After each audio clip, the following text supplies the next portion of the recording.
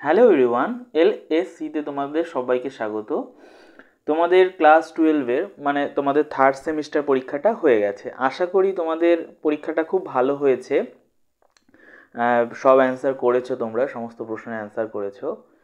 আমি এই ভিডিওতে সেই প্রশ্নগুলোর অ্যান্সার আর কি দেখানোর চেষ্টা করছি যে কি হতে পারে অ্যান্সারগুলো। প্রশ্ন একটা পেয়েছি সেটা থেকে। ওকে, তোমাদের প্রশ্নপত্র হয়তো বা আলাদা হতে পারে কারণ সেট আলাদা হয়েছে, কিন্তু প্রশ্ন তো সেম থাকবে। তোমরা অবশ্যই সেগুলো মিলিয়ে দেখবে। ওকে, চলো শুরু করা যাক প্রথম প্রশ্নে। দেখো, প্রথমেই বলেছে যে নিম্নে উল্লিখিত দ্রবণগুলির মধ্যে কোনটির হিমাঙ্ক সর্বনিম্ন। ওকে, হিমাঙ্ক সর্বনিম্ন বলেছে। দেখো, তো তার মানেটা কি দাঁড়াচ্ছে যে এখানে আমাদের দেখো একটা জিনিস, প্রত্যেকের কিন্তু কনসেন্ট্রেশনটা সেম করে দিয়েছে, তাই না? তার মানে এবার ডিপেন্ড করবে কার উপর, যেখানে আমাদের নাম্বার অফ আয়ন বেশি রয়েছে তার উপর। দেখো, সুক্রোজ তো ভাঙে না, গ্লুকোজ ভাঙে না, KCl ভাঙবে, MgCl2 ভাঙবে, রাইট? তো KCl ভাঙলে আমরা দুটো আয়ন পাবো, কিন্তু MgCl2 ভাঙলে আমরা তিনটে আয়ন পাবো, রাইট? যেহেতু MgCl2 ভাঙলে আমরা তিনটে আয়ন পাবো, তাই আমাদের সঠিক উত্তর কিন্তু সি হবে, এক নাম্বারটায়। ওকে, এবার 2 নম্বর প্রশ্নটা বলেছে, দেখো নিচের কোন গ্যাসটি হেনরির সূত্র মেনে চলে না। বলছে মেনে চলে না, কারা মেনে চলে না? দেখো, হেনরির সূত্র যেখানে ছিল তার পরেই কিন্তু ছিল কিছু মানে হেনরির সূত্রে আমাদের ডিমেরিটগুলো ছিল। সেখানে দেখো বলা ছিল যে যারা আমাদের বেশি দ্রবীভূত হতে পারে, জলে যারা বেশি দ্রবীভূত হতে পারে তারা কিন্তু হেনরির সূত্র মানে না। তো আমাদের সব থেকে বেশি এখানে দ্রবীভূত হবে NH3, তাই অ্যাকচুয়াল অ্যান্সার এখানে কিন্তু আমাদের ডি নাম্বারটা হবে। ওকে, পরে তিন নাম্বার প্রশ্নটা কি বলেছে দেখো, বলছে কিভাবে লায়োফোবিক সল্ট সংরক্ষণ করা যায়। লায়োফোবিক সল্ট মানে দ্রাবক বিকর্ষী সল্টকে আমরা সংরক্ষণ করব কি দিয়ে? দ্রাবক আকর্ষী সল্ট দিয়ে, তাই না? দ্রাবক বিকর্ষী সল্টকে আমরা কি করব, বা কলয়েডকে কি দিয়ে? দ্রাবক আকর্ষী কোনো কিছু দিয়ে। তো কোনটা দ্রাবক আকর্ষী? দেখো এখানে বলছে লায়োফিলিক, আমাদের এখানে বলেছে লায়োফোবিক, তাই তো? ফোবিক মানে বিকর্ষী, ফিলিক মানে আকর্ষী, তাই তো? তাহলে কোনো ফোবিককে আমরা সংরক্ষণ করব তাহলে কি দিয়ে? ফিলিক দিয়ে। তার মানে অ্যান্সার হবে আমাদের ডি। তা বোঝা গেল? তাহলে 3 নম্বর অ্যান্সার হবে কি ডি, কারণ কি লায়োফোবিক সল্টকে সংরক্ষণ করতে পারি একমাত্র লায়োফিলিক সল্ট দ্বারাই। ওকে, চলো এবার 4 নম্বর প্রশ্নটা দেখা যাক। কি বলেছে, নিচের কোন ক্ষেত্রে তঞ্চন হয় না। বলছে তঞ্চন হয় না।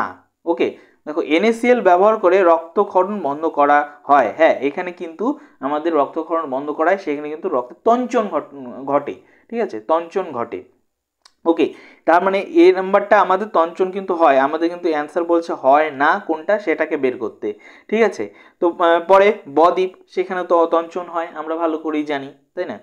আরেকটা যেটা রয়েছে পুকুর, ডি নাম্বারটা আমি পড়ছি, পুকুরের জলকে পটাশ অ্যালাম দ্বারা শুদ্ধিকরণ, সেখানেও তঞ্চন হয়, ঠিক আছে?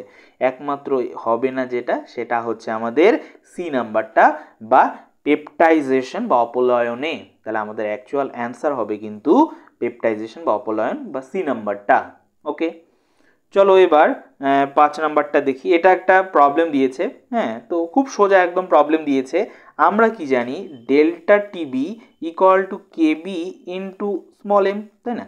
এবার স্মল এমকে যদি লিখি আমরা, তাহলে W2 into 1000 by W1 into M2 এরকম করে লিখি, তাই না?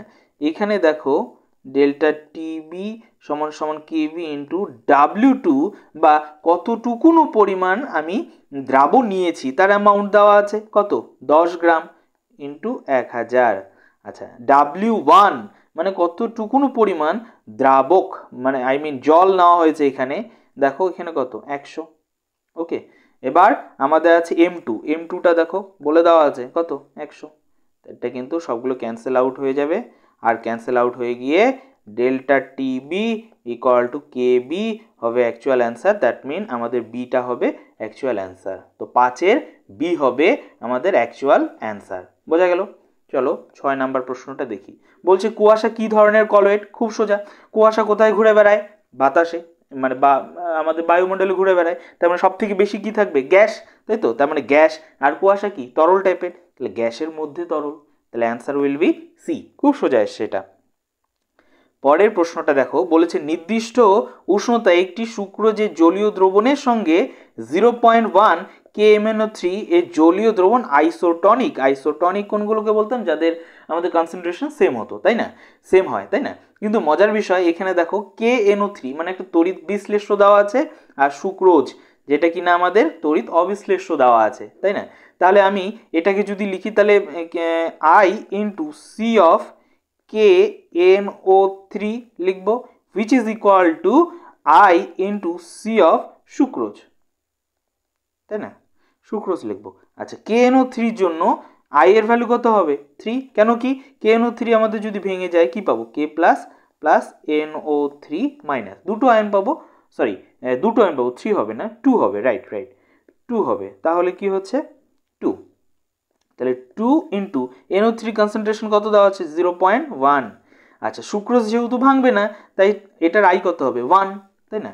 আর সুক্রোজের তো কনসেন্ট্রেশন আমাদের দ্রবণের গাঢ়ত্ব তো বের করতে বলেছে, তাই না? তাহলে কত দাঁড়াচ্ছে? তাহলে সুক্রোজের ক্ষেত্রে দাঁড়াচ্ছে কত? দাঁড়াচ্ছে কত? 0.2। তাহলে actual answer will be C. A কিন্তু হবে না, অ্যাকচুয়াল অ্যান্সার হবে সি, কারণ এখানে আমাদের এটা দেখতে হবে কতটুকুন পরিমাণ ভেঙেছে। ওকে, আইটাকেও কিন্তু আমাদের কনসিডার করতে হবে, তাই কিন্তু অ্যাকচুয়াল অ্যান্সার সি হবে, এ হবে না। যে যেহেতু আইসোটনিক বলেছে গাঢ়ত্ব সমান, তাই আমি এটা 0.1 দেওয়া আছে, এটা 0.1 দিয়ে দিই না, এটা করা কিন্তু যাবে না, ঠিক আছে? ওকে, চলো 8 নাম্বারটা দেখি। 8 নাম্বারটা বলছে সদ্য প্রস্তুত অর্ধক্ষেপে উপযুক্ত তড়িৎ বিশ্লেষ্য পদার্থ যোগ করে কলয়ের দ্রবণ প্রস্তুত করার প্রক্রিয়াকে কি বলে? এটা তো ডেফিনেশন, পেপটাইজেশন বলা হয়, তাই না? এটা তো একটা ডেফিনেশন, তো পেপটাইজেশন কিন্তু অ্যাকচুয়াল অ্যান্সার হবে, একদম সোজা ছিল এটা। চলো এবার বলছি নিচের কোন যৌগটিতে পার অক্সো বন্ধন অনুপস্থিত? পার অক্সো বন্ধন মানে কি? ও বন্ধনটা কে বলছে পার অক্সো বন্ধন, কোনটার মধ্যে নেই? ওকে, চলো প্রত্যেকটা স্ট্রাকচার দেখি, এগুলো তো আমাদের ওই পি ব্লক এলিমেন্টের মধ্যেই ছিল, তাই না? H2O2 এটাকে যদি আমরা লিখি তাহলে কিন্তু H2O2 স্ট্রাকচার এরকম, তার মানে এখানে ও কিন্তু বন্ধন রয়েছে, তার মানে পার অক্সো বন্ধন কিন্তু এখানে আছে। এবার H2SO4 এটা কিন্তু হাইড্রোজেন পারঅক্সাইড, এটা হ্যাঁ, H2O2 হচ্ছে হাইড্রোজেন পারঅক্সাইড। H2SO5 দেওয়া আছে, সরি H2SO5, একে কি বলে? ক্যারোজ অ্যাসিড বলে না? একে কিন্তু ক্যারোজ অ্যাসিড বলে। ওকে, এর স্ট্রাকচারটা যদি দেখি তাহলে কিন্তু এটা এরকম,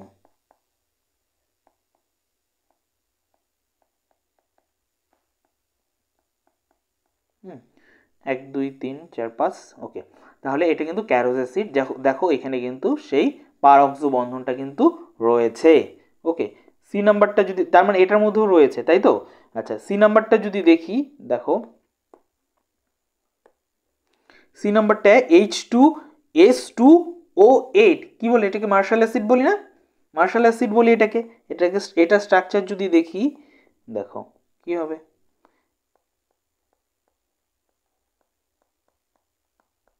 এরকমটা হবে, তাই না?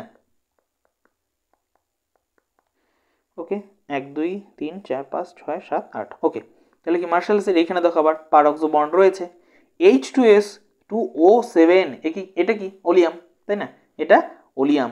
এটা দেখতে কেমন?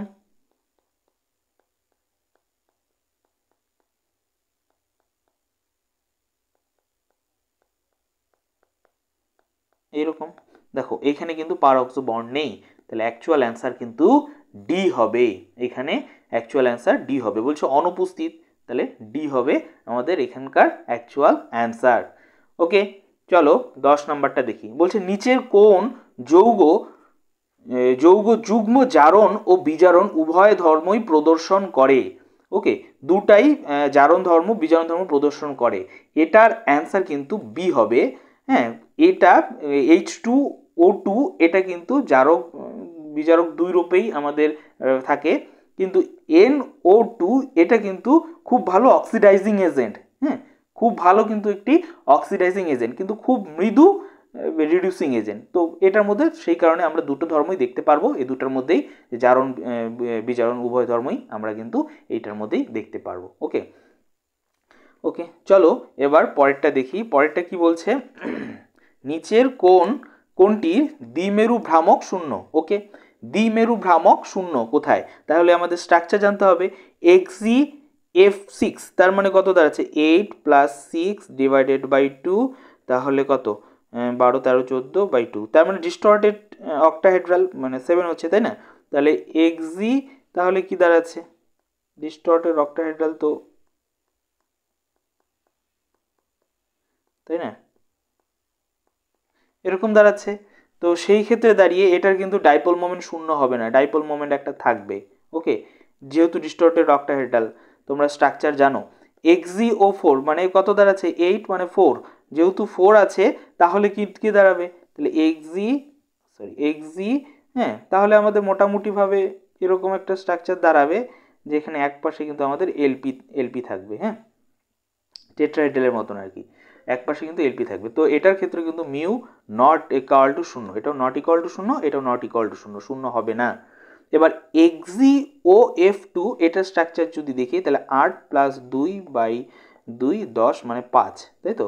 তার মানে XeF ডাবল বন্ড, তো এটারও কিন্তু আমাদের 0 হবে না, নট ইকুয়াল টু 0 হবে। কিন্তু এটার ক্ষেত্রে যদি দেখি, দেখো এটা কিন্তু আমাদের কটা হবে, এরকমটা হবে দেখতে স্ট্রাকচার। কেন কি কটায় 8 + 4/2 মানে কত 6 হচ্ছে দাঁড়াচ্ছে, তাই না? তার মানে আমাদের এটা কি স্কোয়ার প্ল্যানার হবে। তাহলে এবার সব দিক থেকে যেহেতু ফ্লুরিন আছে, তাহলে এটা কিন্তু আমাদের 0 হয়ে যাবে। তাহলে অ্যাকচুয়াল অ্যান্সার কিন্তু XeF4 হবে, সি নাম্বারটা অ্যাকচুয়াল অ্যান্সার হবে। ওকে, চলো ডি নাম্বার 12 নাম্বারটা, পরের নাম্বারটা আর কি দেখি প্রশ্ন। দেখো বলছে নিচের কোনটির ইলেকট্রন আসক্তি সর্বনিম্ন বলেছে। অনেকেই টিই টেলুরিয়ামকে তোমরা অ্যান্সার করে এসো, কিন্তু এটা কিন্তু হবে না। সব থেকে কম আসক্তি থাকে কিন্তু অক্সিজেনের। কেন সব থেকে কম আসক্তি থাকে অক্সিজেনের? তার কারণ হচ্ছে অক্সিজেনের যে পি অরবিটালটা 2p অরবিটাল, এর মধ্যে পরের কোনো আর অরবিটাল থাকে না। তো সেই কারণে 2p অরবিটালে অলরেডি সেখানে আমাদের 4টা ইলেকট্রন থেকে যায়, এরপরে আর সে ইলেকট্রন নিতে চায় না। সব থেকে কম আসক্তি দেখায় কিন্তু অক্সিজেন। তো রাইট অ্যান্সার হবে ডি। তো অ্যাকচুয়ালি আমাদের এই ট্রেনটা হয় ইলেকট্রন আসক্তি সব থেকে বেশি হয় সালফার, সেলেনিয়াম, টেলুরিয়াম, দেন অক্সিজেন। এরকম কিন্তু আমাদের ট্রেনটা হয়। তো সব থেকে কম হবে হচ্ছে অক্সিজেন। ওকে, নিচের প্রশ্নটা বলছে 13 নম্বর প্রশ্নটা বলছে নিচের কোনটি সব থেকে বেশি আম্লিক। তো জারণ সংখ্যা যদি বাড়ে, আগেও বলেছিলাম আমি, বাড়ে তাহলে কি হবে, অক্সিডেশন বা আম্লিক ধর্ম কি হবে, বৃদ্ধি পাবে। অক্সিডেশন নাম্বার বৃদ্ধি পেলে আম্লিক ধর্ম বৃদ্ধি পাবে, তাই না? তো এটার ক্ষেত্রে দেখো অক্সিজেনের ক্লোরিনের আমরা এক এক করে যদি আমরা অ্যানালাইসিস করি, খেয়াল করবে প্রত্যেকের জারণ সংখ্যা যদি খেয়াল করো, তাহলে দেখবে যে সব থেকে বেশি রয়েছে এইখানের মধ্যে কিন্তু সব থেকে জারণ সংখ্যা বেশি রয়েছে, +1 x - 8 = 0, x = 7 +7 রয়েছে কিন্তু এটার মধ্যে। তোমরা প্রত্যেকে এক এক করে ট্রাই করতে পারো, দেখবে 3 × 6 +5 রয়েছে এখানে। হ্যাঁ, 4 তার মানে 3 রয়েছে এখানে। হ্যাঁ, এরকমভাবে কিন্তু আমাদের ট্রাই করতে পারি। তো সব থেকে বেশি আমাদের যেহেতু সিতে রয়েছে, তাই অক্সিডেশন নাম্বার যেহেতু সব থেকে বেশি, তাই সি কিন্তু আমাদের অ্যাকচুয়াল অ্যান্সার হবে, সব থেকে বেশি আম্লিক হবে। চলো 14 নম্বর প্রশ্নটা দেখি। বলছে নিচের কোনটি বিজারণ দ্বারা বিরঞ্জন ঘটায় যা অস্থায়ী। বলছে কোনটা অস্থায়ী, বিরঞ্জন ধর্ম দেখাবে এবং অস্থায়ী। শোনো, এটার অ্যান্সার হবে SO2। কেন? তার কারণ SO2 সঙ্গে যদি আমরা H2O রিয়াকশন করি, আমরা দেখেছি তাহলে কিন্তু আমাদের একটা জায়মান হাইড্রোজেন তৈরি করে, যা কিন্তু বিরঞ্জন ধর্মের জন্য আমাদের দায়ী, এবং সেটা কিন্তু অস্থায়ী, কিছুক্ষণ পরে উড়ে চলে যায়, বাস অস্থায়ী। আর অন্যগুলোর ক্ষেত্রে কিন্তু হবে না, আমাদের SO2ই হবে অ্যাকচুয়াল অ্যান্সার। ওকে, চলো 15 নম্বর প্রশ্নটা দেখি। বলছে XeF6 যৌগটির ক্ষেত্রে নিচের কোন বক্তব্যটি সঠিক নয়। ওকে, সঠিক নয়। Xg(F6), তাহলে এটা কত হবে +6, তাই না? তাহলে প্রথমে যেটা বলেছে +6, তাহলে এটা সঠিক বক্তব্য, তাই না? এটা কিন্তু সঠিক বক্তব্য, আমাদের খুঁজতে বলেছে কোনটা সঠিক নয়, তো আমাদের এটা সঠিক, তার মানে এটা হবে না। এবার Xg(F6) মানে কত দাঁড়াচ্ছে, এর হাইব্রিডাইজেশন কত হবে, 8 + 6/2 মানে 7, তাই তো? তার মানে sp3d3 হবে, তাহলে এটাও কিন্তু সঠিক বক্তব্য, তাই না? যেহেতু ইসে হচ্ছে sp3d3 বা 7 হচ্ছে, আর যেখানে আমাদের 6টা হচ্ছে কি আমাদের বন্ড পেয়ার, তাই কিন্তু এটা বিকৃত চতুস্থলকীয়ই হবে। হ্যাঁ, এটাও সঠিক বক্তব্য, আকৃতি কিন্তু বিকৃত চতুস্থলকীয়ই হবে। এবার Xg(F6) এর আদ্র বিশ্লেষণে শুধুমাত্র HF এবং O2 উৎপন্ন হয় না, এটা ঠিক নয়। তার কারণ Xg(F6) এর সঙ্গে যদি H2O রিঅ্যাকশন করাই, তাহলে আমাদের তৈরি হয় যেটা, সেটা হচ্ছে গিয়ে XgO3, XgO3 আর HF। এখানে কি আমাদের XgO3 আছে? নেই, তাহলে কিন্তু আমাদের এটা যেহেতু নেই, তাহলে ভুল বক্তব্য এটা, তাই সঠিক উত্তর কিন্তু এটা হবে। হ্যাঁ, বক্তব্যটি সঠিক নয়, তাহলে কিন্তু এটা কিন্তু বক্তব্যটি সঠিক হবে না, এটাই অ্যান্সার হবে। ওকে ওকে 16 নাম্বারটা দেখি। 16 নাম্বারটা বলছে একটি অনিয়তাকার কঠিন পদার্থ X, ভালো কথা, Xকে বাতাসে পোড়ালে একটি গ্যাস পাবো Y, যা স্বচ্ছ চুন জলকে ঘোলা করে। ওকে, তার মানে Y এমন একটি গ্যাস যেটা স্বচ্ছ চুন জলকে ঘোলা করতে পারে। কে কে করতে পারে স্বচ্ছ চুন জলকে ঘোলা? আমরা ছোটবেলাতেও পড়েছি। হ্যাঁ, CO2 করতে পারে, SO2 করতে পারে, তাই না? এরা কিন্তু স্বচ্ছ চুন জলকে ঘোলা করতে পারে। Y = SO2 হবে, আর কোথাও নেই, তাহলে এই হবে কিন্তু অ্যাকচুয়াল অ্যান্সার। মানে জাস্ট এটা দেখেই বলে দিতে পারলাম, যদিও বা আমি সম্পূর্ণটাই বলি। হ্যাঁ, এবার দেখো এই SO2, তারপর কি বলছে, Y গ্যাসকে আম্লিক KMNO4 এর জলীয় দ্রবণকে বর্ণহীন করে। আচ্ছা, KMNO4 কি অক্সিডাইজিং এজেন্ট, তাই না? এবার এটার রঙ কি পিঙ্ক কালার, সেটাকে কি SO2 দিলে আমাদের বর্ণহীন হয়, আমরা জানি, কারণ এটা ইস্যু হয়ে যাবে, KMNO4 তখন আর থাকবে না। বলছে Y গ্যাসটি অক্সিজেনের সঙ্গে বিক্রিয়া করে জেট উৎপন্ন করে, যা অম্ল বৃষ্টির জন্য দায়ী। হ্যাঁ, SO2 তো অম্ল বৃষ্টির জন্য দায়ী, তাই তো? তার মানে এটাই হবে অ্যাকচুয়ালি অ্যান্সার। হ্যাঁ, আর তাহলে যেটা হবে সেটা কি হবে, যে SO3 হবে, মানে SO2 থেকে আমাদের SO3 উৎপন্ন হয়, যা কিনা অম্ল বৃষ্টির জন্য দায়ী। আর সালফার তাহলে কি হবে, প্রথমে যেটা হবে, মানে X, যাকে বাতাসে পোড়ালে আমাদের সালফার ডাইঅক্সাইড পাবো, এবং সালফার ডাইঅক্সাইড কি হবে, সালফার ট্রাইঅক্সাইড হলে পরে, যেটা কিনা আমাদের অম্ল বৃষ্টির জন্য দায়ী হবে। ওকে, অক্সিজেনের সঙ্গে বিক্রিয়া করে সালফার ট্রাইঅক্সাইড উৎপন্ন করে SO2।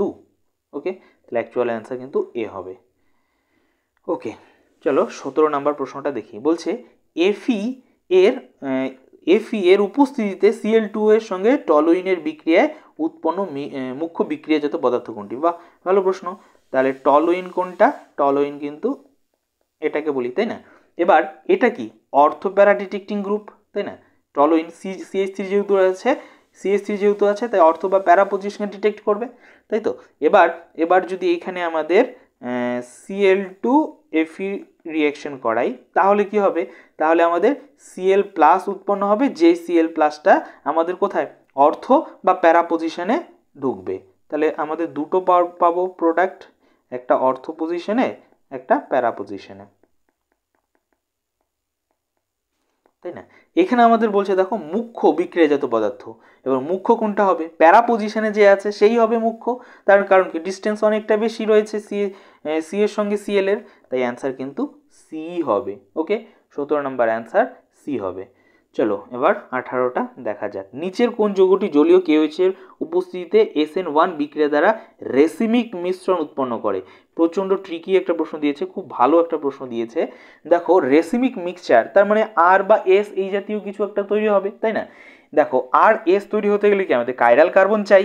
দেখো এবার মজার বিষয় হলো, আমি যদি এক এক করে চেক করি, দেখো এখানে CH3, এখানে CH3 রয়েছে, মানে যেহেতু দুটো CH3 রয়েছে, তার মানে এটা কাইরাল কার্বন নয়। এবার এখানে আমাদের ওই KOH দেই আর যাই দেই না কেন, বা এখানে যদি আমি বিয়ারের পরিবর্তে কাউকে আনি, তবুও কিন্তু আমাদের এখানে কিন্তু দুটো হাইড্রোজেন আছে, তো কাইরাল কার্বন হবে না, তো রেসিমিক মিক্সচারের কোনো গল্প নেই। এটার মধ্যে যদি দেখি বিআরকে রিপ্লেস করে ওএইচকে আনি, তারপরে দেখো CH3 রয়েছে, দ্যাট মিন কাইরাল কার্বন না, তাই এটাও কিন্তু আমাদের অ্যান্সারের মধ্যে পড়বে না। তাহলে এটার মধ্যে যদি দেখি বিআরকে রিপ্লেস করে ওএইচকে আনি, দুইটা এইচ, তার মানে এটাও অ্যান্সার হবে না। কিন্তু এখানকে বিআরকে রিপ্লেস করে যদি ওএইচ আনি, তাহলে দেখো দুটা আলাদা আলাদা চারটাই আলাদা অ্যাটম হবে, যেই কারণে কাইরাল কার্বন হবে।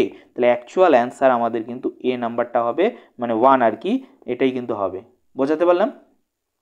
এইরকমভাবে কিন্তু আমাদের রিপ্লেস করে দেখতে হবে। এখানে আমাদের চারটি আলাদা হবে যেহেতু, সুতরাং আমাদের আর বা এস দুটো কনফিগারেশন আমরা পেতে পারি। আর দ্বিতীয় কথা হচ্ছে গিয়ে সেখানে গিয়ে রেসিমি মিক্সচার তৈরি হবে। ওকে, খুব ভালো প্রশ্ন ছিল। মানে অনেকেই কিন্তু অনেক কিছু ভাববে যে কোনটা অ্যাকচুয়ালি হবে। হ্যাঁ, SN1 বিক্রিয়া দ্বারা রেসিমি মিক্সচার উৎপন্ন করতে পারবে। হ্যাঁ, তো এবার SN1 তার মানে আমাকে খুঁজতে হবে 3 ডিগ্রি কার্বন। তো 3 ডিগ্রি কার্বন তো এখানে আছে, এখানে আছে, এভাবে খুঁজবে। তো এর তো খোঁজার দরকার হবে না, এটার মধ্যে হবে। এখানে যদিও আমাদের 2 ডিগ্রি কার্বন আছে, সেখানে হবে, কিন্তু এগুলোর মধ্যে তো কোথাও আমাদের ইসে নেই, আর বা এস প্রোডাক্ট নেই, হবে না, বা আমাদের ইসে তৈরি হচ্ছে না, মানে আলোক সক্রিয় যৌগ তৈরি হচ্ছে না এদের মধ্যে কেউই, তাই এগুলো অ্যান্সার হবে না। অ্যান্সার হবে কিন্তু এটা। ওকে, চলো 18 নম্বর হয়ে গেল। এবার 19 নম্বর প্রশ্নটা কি বলেছে, নিচের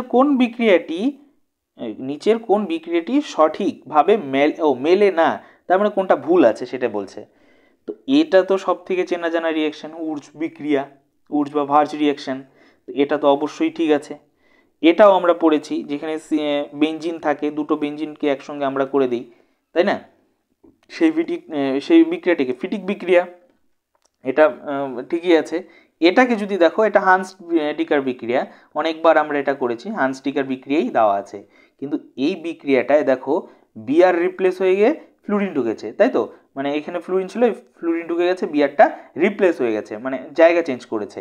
এটা একটা খুব গুরুত্বপূর্ণ রিয়াকশন, যেটা আমরা পড়েছি বারবার, সেটা কিন্তু মনে রাখতে হবে, বা বলেছিলাম আমি, সোয়ার্ড বিক্রিয়া, ঠিক আছে, হ্যালোজেন এক্সচেঞ্জ রিয়াকশন বলা হয় সোয়ার্ড বিক্রিয়া। তো শর্টেন ব্যামার বিক্রিয়া নয়, এটা সোয়ার্ড বিক্রিয়া। তো আমাদের অ্যান্সার কিন্তু হবে, মিলছে না এটা, তো এটাই কিন্তু আমাদের অ্যান্সার হবে, সি হবে। ওকে, আচ্ছা, এবার পরে বলছে গ্যাটারম্যান বিক্রিয়ায় নিচের কোন বিকারকটি ব্যবহার করা হয়? অবশ্যই HClCu, তাই না, HClCu ইউজ করা হয়। অনেকে এটা লিখেছো, এটা কিন্তু ঠিক নয়, আমাদের HClCu অ্যাকচুয়াল অ্যান্সার হবে। ওকে, চলো এটা দেখি। এটা একটা ভালো প্রশ্ন বলেছে, একটু কঠিন মনে হতে পারে অনেকের কাছেই। হ্যাঁ, দেখো এখানে আমাদের নিউক্লিওফাইল কিন্তু এটা, কারণ এটাকে যদি ভেঙে দিই CH3O- Na+ পাবো, তাহলে নিউক্লিওফাইল O-। ওকে, এবার ও অ্যাটাক করবে, মানে কাউকে রিপ্লেস করে সে নিজে ঢুকবে, তাহলে হয় ব্রোমিনকে নয় ক্লোরিনকে অ্যাটাক করবে। দেখো এই দুটোর মধ্যে আমি বলেছিলাম যেগুলো কি হয়, ডিরেক্টলি আমাদের বেঞ্জিনের সঙ্গে অ্যাটাচ থাকে, সেখানে পার্শিয়ালি ডাবল বন্ড ক্যারেক্টার পায়, যেই কারণে তাকে ভাঙার থেকে মাচ মোর বেটার এই অন্য কোথাও কার্বন এর সঙ্গে যদি কোনো আমাদের হ্যালোজেন গ্রুপ থাকে, সেটাকে ভেঙে ফেলাটা অতি সহজ হবে। তাই কি হবে, এই O- কিন্তু এই কার্বনে গিয়ে অ্যাটাক করে এই সিএলটাকে বাইরে বের করে দেবে, ব্রোমিনের কোনো ক্ষতিই করবে না। যেহেতু এটা করছে না, তাহলে কিন্তু অ্যান্সার আমাদের, মানে যেহেতু এটা হচ্ছে, তার মানে এখানে অ্যাটাক করবে, আর এখানে অ্যাটাক করলে প্রোডাক্টটা কি দাঁড়াবে, যদি এই পজিশনটার মধ্যে অ্যাটাক করে, তাহলে এরকম হবে, ব্রোমিন তো থাকছেই, তাহলে এখানে আমাদের CH2 তো থাকছেই, এর সঙ্গে OCH3 অ্যাড হবে, তাই না। আই থিঙ্ক এটা হবে, এ নাম্বারটা হবে 21, এ নাম্বারটা হবে। ওকে, এরকমভাবে কিন্তু দেখতে হবে। আমি বলেছিলাম বিআর বা যে কোনো এক্স গ্রুপ যদি ডিরেক্টলি আমাদের বেঞ্জিনের সঙ্গে অ্যাটাচ থাকে, তার মানে সেখানে কি পার্শিয়ালি ডাবল বন্ড ক্যারেক্টার পায়। তো পার্শিয়ালি ডাবল বন্ড ক্যারেক্টার কেন পায়? বিকজ অফ দ্য রেজোনেন্স, তাই না। বিআরের মধ্যে কি রয়েছে, অড ইলেকট্রন, সেটা ডোনেশনের মাধ্যমে রেজোনেন্স করে এবং পার্শিয়াল ডাবল বন্ড ক্যারেক্টার পায়, যার জন্য কিন্তু এটা স্ট্রং হয়ে যায়, ভাঙাটা কঠিন হয়ে পড়ে কম্পেয়ার এটার থেকে। ওকে, চলো এবার 22 নাম্বারটা দেখি। বলছে নিম্নলিখিত যৌগগুলির আম্লিকতার ক্রম আলোচনা করতে বলেছে। আম্লিকতা কি করে দেখব? আমি বলেছিলাম যে এই এইচটাকে যত সহজে আমরা সরাতে পারবো তত বেশি আম্লিক হবে। ওকে, NO2 গ্রুপ কিন্তু -R যুক্ত গ্রুপ। -R যুক্ত গ্রুপদের কাজ কি? ইলেকট্রনকে টেনে ধরা। তার মানে কি ও ইলেকট্রনকে নিজের দিকে টানবে, টানার কারণে কি হবে, এখানে ইলেকট্রনের ঘাটতি দেখা যাবে অক্সিজেনের, আর হাইড্রোজেন খুলে বেরিয়ে চলে আসবে। ওকে, তার মানে NO2 গ্রুপ যদি থাকে তাহলে সেখানে আমাদের আম্লিকতা বৃদ্ধি পায়। ওকে, এবার এই দুটোর মধ্যে মানে 4 আর 2 এর মধ্যে কে আগে হবে সেটা যদি আমরা দেখি, দেখো সবার আগে এইখানে যদি দেখি আমাদের এই 4 নাম্বার গ্রুপটায় যে রয়েছে সেখানে আমাদের একটা হাইড্রোজেন বন্ডের সম্ভাবনা থাকে বা হাইড্রোজেন বন্ড হয়। এই because of this hydrogen bond, এই যে হাইড্রোজেন বন্ড, এই এইচটা অতি সহজে বেরিয়ে যেতে চায় না বা পারে না, সেই কারণে এর তুলনামূলক কম কিন্তু আমরা অ্যাসিডিটি দেখি। তাহলে সব থেকে বেশি কিন্তু হবে 2, তারপরে হবে 4, এরপরে কি হবে দেখো CH3 হচ্ছে +I যুক্ত গ্রুপ। +I এর কাজ হচ্ছে ইলেকট্রন ঠেলা। ইলেকট্রন যদি ঠেলে আমাদের O এর মধ্যে ইলেকট্রনের অ্যাভেলেবিলিটি বেড়ে যাবে, যেই কারণে H কে ছাড়বে না। তো এটা যেহেতু ছাড়বে না তো কম আম্লিক, আর এর মধ্যে কেউ যুক্ত নেই, তাই এটা কিন্তু পরে হবে, মানে 1 হবে তারপরে হবে 3। তাহলে রাইট অ্যান্সার হবে কিন্তু বি, কারণ 2 4 1, হ্যাঁ রাইট অ্যান্সার কিন্তু তাহলে বি হবে। ওকে, এইরকমভাবে কিন্তু আমাদের দেখতে হবে। এরপরে বলছে নিচের যৌগটি IUPAC নেম কি হবে? ভালো প্রশ্ন। এখানে কিন্তু আমাদের RSO বের করতে বলেছে। আর হবে না এস হবে সেটাও দেখতে বলেছে। অ্যাট ফার্স্ট আমি নামটা প্রথমে বের করি, পরে RSটা দেখব। এটাকে যদি আমরা ঠিকঠাকভাবে লিখি তাহলে CH3 বন্ড সি, এদিকে রয়েছে BR, হ্যাঁ একদিকে রয়েছে OH আর এদিকে একটা H, তাই না? এবার এখানে যেহেতু BR রয়েছে তাহলে এটা 1 এটা 2, তাই তো? তাহলে আমরা কি বলতে পারি, নামটা কি হতে হবে, 1 ব্রোমো ইথেন 1 অল, এটা হবে। ওকে, এবার RS বের করব। কি করে বের করব? দেখো এই 4 নাম্বার গ্রুপটা আমাদের সামন দিকে রয়েছে, আর এটা কি, এটা সবাই পেছন দিকে রয়েছে। 4 নাম্বার কেন? কারণ H, তাই না? আর 1 নাম্বার যদি দেই এটা 1, এটা যদি তাহলে এটা 2, সরি উল্টা বলেছি, এটাকে যদি আমরা লিখি 1 2 3, 1 2 3, তো এরকম ঘুরছে, দ্যাট মিন এস এর মতো করে ঘুরছে, তাই না? কিন্তু আমাদের 4 নাম্বার, এটা 4 নাম্বার গ্রুপটা যদি আমাদের ফ্রন্টে থাকে, 4 নাম্বার গ্রুপটা যদি ফ্রন্টে থাকে তাহলে এস থাকলে আর হয়ে যায়। আমি বলেছিলাম 4 নাম্বার গ্রুপটা ফ্রন্টে আছে, তাহলে এস থাকলে আর হয়ে যাবে। তাহলে অ্যাকচুয়াল অ্যান্সার হয়ে যাবে আমাদের এ নাম্বারটা। এই নাম্বারটা কিন্তু অ্যাকচুয়াল অ্যান্সার হবে। ওকে, অথবা এটাকে তুমি ঘুরিয়েও দেখতে পারো, এটাকে যদি তুমি ফিশার ফর্মে নিয়ে যাও তবুও হবে। তবে আমি শর্টকাট একটা রুল বলেছিলাম যে যেরকম আছে সেরকমভাবে যদি থাকে তাহলে 4 নাম্বার গ্রুপ রোটেশন করাও, তারপর 4 নাম্বার গ্রুপটাকে দেখো, যদি 4 নাম্বার গ্রুপটা ফ্রন্টে থাকে তাহলে কি হবে, আমাদের চেঞ্জ হয়ে যায়, তো এসটা আর হয়ে যাবে, তাই এ নাম্বার অ্যান্সার হবে। ওকে, এবার 24 নাম্বারটা দেখি।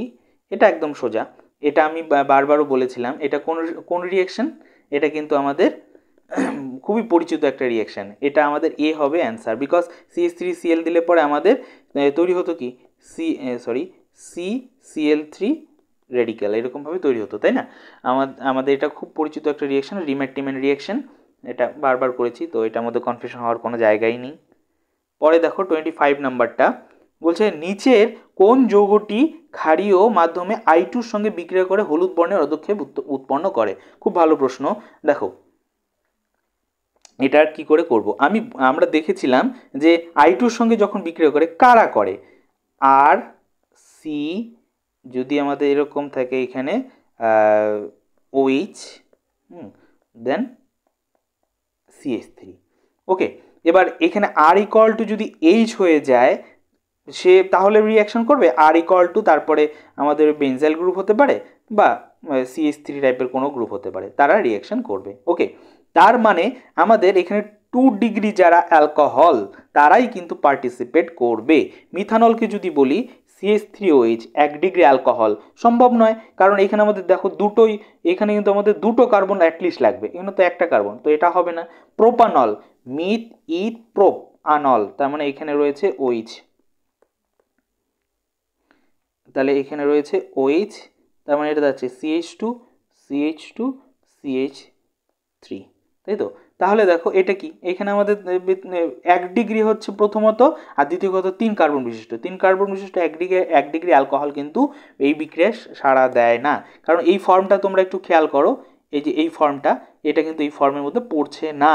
ওকে, 4 নাম্বারটা যদি দেখি আমরা, যে 2 মিথাইল 2 প্রোপান 2 মিথাইল 2 প্রোপান 2 অল, তাহলে প্রোপান বলেছে, তাহলে মিথ এটা বানাচ্ছি কিন্তু মিথ ইথ প্রোপ। 2 নম্বর পজিশনে CH3, এখানে আবার OH রয়েছে, তাহলে CH3H3, এটা কত ডিগ্রি হয়ে গেল? 3 ডিগ্রি। তাহলে এটা কিন্তু অ্যান্সার হচ্ছে না, 3 ডিগ্রি।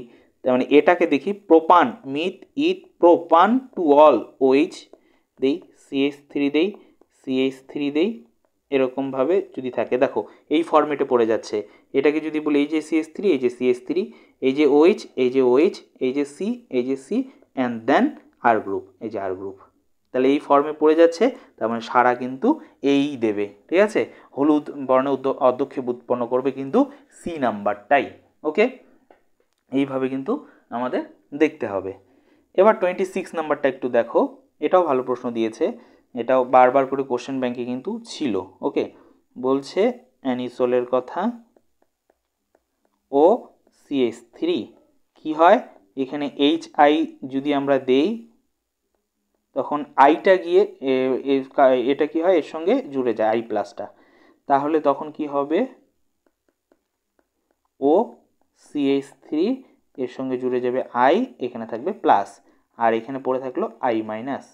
এবার কি হবে, নিউক্লিওফিলিক অ্যাটাক ঘটবে, কোথায় ঘটবে, যেখানে আমাদের স্টেরিক হিন্ডারেন্স কম, তাহলে কোথায় গিয়ে অ্যাটাক ভালো করতে পারবে, CH3-তে, কারণ এটার মধ্যে অনেক বড় গ্রুপ, এটার মধ্যে এখানে অ্যাটাক করাটা সুবিধা, তাই কি হবে, প্রোডাক্টটা এখানে ফেনল তৈরি করবে, আর এখানে CH3I তৈরি করবে, তাহলে অ্যান্সার উইল বি এ নাম্বারটা। অ্যান্সার তাহলে কিন্তু আমাদের তৈরি করবে এ নাম্বারটা। ওকে, চলো 27টা আমরা দেখি। 27টা দেখো কি বলছে, নিচের কোন পলিমারটি সংঘনন পলিমার, তো বারবার পড়েছি আমরা, নাইলন 66 হবে অ্যান্সার। ওকে, চলো 28 নাম্বারটা দেখি, বলছে প্রোটিনের প্রতিটি পেপটাইড শৃঙ্খলে অ্যামিনো অ্যাসিডগুলি নির্দিষ্ট ক্রমিক বিন্যাসে যুক্ত থাকে। অ্যামিনো অ্যাসিডগুলির এই নির্দিষ্ট বিন্যাসকে বলে হচ্ছে গিয়ে প্রোটিনের প্রাইমারি গঠন, বা কারণ আরও যদি আমরা পরেরগুলোতে যাই, মানে সেকেন্ডারি টার্সিয়ারিতে, সেখানে কিন্তু পর থাকে না, বরঞ্চ একদম একটা জটিল আকারে থাকে। হ্যাঁ, একদম সুনির্দিষ্টভাবে মানে জটিল আকারে থাকে, সুনির্দিষ্টভাবে পর করে থাকে না, পর করে থাকে প্রোটিনের প্রাইমারি গঠনের ক্ষেত্রে। ওকে, এটা তো খুব মজার প্রশ্ন, অনেক করেছি। ইউরাসিল ডিএনএতে, তাই না, ডিএনএতে অনুপস্থিত থাকে, কে থাকে ডিএনএতে, ATGC পড়েছিলাম, অ্যাডিনিন, গুয়ানিন, থাইমিন, সাইটোসিন, এরা থাকে, আর সাইটোসিনের বদলে থাকে ইউরাসিল, সেটা হচ্ছে আরএনএতে। ডিএনএতে উপস্থিত থাকে না ইউরাসিল, ডিএনএতে এরাই থাকে শুধুমাত্র। ওকে, 30 নাম্বারটা বলছে সমতড়িৎ বিন্দুতে গ্লাইসিনের গঠন কি হবে, গ্লাইসিন সবার প্রথমে যেটা, তার মানে সেটা কি ছিল, গ্লাইসিনের সাধারণ গঠনটা কি ছিল, COOH NH3, এদিকে একটা H, এদিকে একটা H, এটাই ছিল। এবার বলছে সমতড়িৎ বিন্দু বা আইসোইলেকট্রিক পয়েন্টে কি হয়, এটা কিন্তু NH2 হবে, পরে গিয়ে NH3 যদি করে দিই প্লাস, এখান থেকে হাইড্রোজেন সরিয়ে দিলে মাইনাস, এটা কি সমতড়িৎ বিন্দু, তাই না? তাহলে দেখো এই ফর্মটা হবে কিন্তু অ্যাকচুয়াল, কারণ এখানে প্লাস রয়েছে, এখানে মাইনাস রয়েছে, এগুলোতে কিন্তু একটাতে প্লাস থাকলেও এটা একটাতে মাইনাস, এটা তো এমনিই গঠন বলেছে, তো এটাও হবে না, এটাও হবে না, এটাও হবে না, এটাই তাহলে অ্যাকচুয়াল হবে অ্যান্সার। সোজা প্রশ্ন ছিল একদম। 31 নাম্বারটা বলেছে কি, নিচের কোন বিকারক ব্যবহার করে গ্লুকোজ ও ফ্রুক্টোজের মধ্যে পার্থক্য করা যাবে, বারবার করে পড়েছিলাম আমরা যে গ্লুকোজ আর ফ্রুক্টোজের মধ্যে পার্থক্য, টলেন্স বিকারক, ফ্লেমিংস বিকারক কিন্তু করতে পারে না, একমাত্র করতে পারে Br2H2O, Br2H2O, correct answer will be Br2H2O, C নাম্বারটা হবে অ্যাকচুয়াল অ্যান্সার। ওকে, চলো 32, এটা আমরা একটু দেখি, বলছে সুক্রোজের আর্দ্র বিশ্লেষণে গ্লুকোজ ও ফ্রুক্টোজ উৎপন্ন হয় এবং আপেক্ষিক আলোকীয় আবর্তনের পরিবর্তন ঘটে, আপেক্ষিক আলোকীয় আবর্তনের পরিবর্তন ঘটে বা স্পেসিফিক অপটিক্যাল রোটেশন দেখা যায়। এই ঘটনাটাকে মোটেও রেসিমাইজেশন বলে না, রেসিমাইজেশনে কি হয়, প্লাস আর বা মানে প্লাস আর মাইনাস একসঙ্গে হয়ে গিয়ে কি হয় আমাদের নিউট্রাল হয়ে যায় বা একটা নির্দিষ্ট পয়েন্টে গিয়ে ফিক্সড হয়ে যায়। যেমন যদি বলি যে ওই যে আমাদের SN1 এর ক্ষেত্রে আর কি দেখতে পেতাম যে দুটো আমাদের কনফিগারেশন পসিবল ছিল, দুটো কনফিগারেশন একসঙ্গে হতো জন্য রেসিমাইজেশন আমাদের তৈরি হতো, তাই না?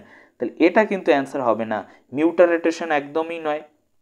তার কারণ হচ্ছে গিয়ে মিউটার রোটেশন আমরা তাকে কী বলি, গ্লুকোজকে নিলে পরে গ্লুকোজে ধরো একটা যে কোনো আমি ফর্মে নিলাম, সেটা কী হবে, দুটোর পরিবর্তন হয়ে alpha D glucose beta D glucose হয়ে আলাদা রোটেশনের কারণে একটা নির্দিষ্ট রোটেশনে গিয়ে যখন পৌঁছাবে তখন সেটাকে মিউটার রোটেশন বলবো। কিন্তু এখানে আমাদের গ্লুকোজ ফ্রুক্টোজ নিয়ে তাদের আপেক্ষিক আলোর পরিবর্তন ঘটিয়েছে, একে বলে ইনভার্সন। ইনভার্সন মানে একদম টোটালি মানে পরিবর্তন আর কি, ইনভার্টেড প্রোডাক্ট তৈরি হওয়া। আমরা দেখেছিলাম গ্লুকোজের ক্ষেত্রে প্লাস একটা ট্রান্সফার দেখাতো, মাইনাসের ফ্রুক্টোজের ক্ষেত্রে মাইনাস দেখাতো, এবং গ্লুকোজের ক্ষেত্রে কম ছিল, ফ্রুক্টোজের ক্ষেত্রে বেশি ছিল। এবার এটা কনভার্ট হয়ে গিয়ে আমাদের দুটোকে যখন মিক্সড করে দিতাম, হ্যাঁ, তখন আমাদের এক মাইনাস হয়ে যেত, মানে যা ছিল তার উল্টাটা হয়ে যেত। এই ঘটনাটাকে বলি ইনভার্সন। তো অ্যাকচুয়াল অ্যান্সার কিন্তু হবে আমাদের এখানে ইনভার্সন বা বি নাম্বারটা। 33 নাম্বারটা দেখো, বলছে অলিফিনের দ্রুত পলিমারাইজেশন বিক্রিয়া পলিমারাইজেশনে ব্যবহৃত অনুঘটকটি কি হবে সেটা বলতে বলেছে। খুব ভালো প্রশ্ন। দেখো এটার অ্যান্সার হবে জিগলার-নাটা অনুঘটক। আমরা দেখেছি বা করেছি জিগলার-নাটা অনুঘটক হবে এটার মধ্যে। 34 কি বলেছে, নিচের কোন পলিমার মনোমার অ্যাক্রাইলোনাইট্রাইল দ্বারা গঠিত, অ্যাক্রাইলোনাইট্রাইল দ্বারা গঠিত। তাহলে অ্যাক্রাইলোনাইট্রাইল এর যে সেটা কি ছিল, PAN, প্যান, তাই না, পলি অ্যাক্রাইলোনাইট্রাইল, তাই না। বলছি নিচের কোন পলিমার মনোমার অ্যাক্রাইলোনাইট্রাইল দ্বারা গঠিত। তাহলে কি হবে, সেই পলিমারটা কি, প্যান, পলি অ্যাক্রাইলোনাইট্রাইল, যার আরেক নাম কি অরলন, তাই না, এটা হবে। তাহলে অ্যাকচুয়াল অ্যান্সার হবে অরলন। ওকে, তারপরে 35 নাম্বারটা, এটা 35 নাম্বার, ম্যাচিং করতে বলেছে কোনটার সঙ্গে কোনটা হবে। ওকে, এই ম্যাচিংটা আমরা একটু দেখি। সবার প্রথমে যদি দেখি প্রাকৃতিক রবার, তো এটা আমরা পড়েই ফেলেছি, 3-এর বি হবে, 3-এর বি হবে, এখানে আছে 3-এর ডি, একটা তো নেই, তার মানে এই হবে অ্যান্সার, এই তাহলে আমাদের অ্যান্সার হবে। ওকে, তো এই হচ্ছে গিয়ে তোমাদের টোটাল 35টা প্রশ্ন। এই টোটাল 35টা প্রশ্নের অ্যান্সার অ্যানালাইসিস করলাম আমরা। তোমরা তাড়াতাড়ি মেলাও এবং গিয়ে দেখো কোনটা তোমাদের ঠিক হয়েছে, তোমরা কত নাম্বার পেতে পারো, একটা কিন্তু আইডিয়া তোমরা পেয়ে যাবে বা তোমরা বুঝে যাবে কত নাম্বার পাবে। ওকে।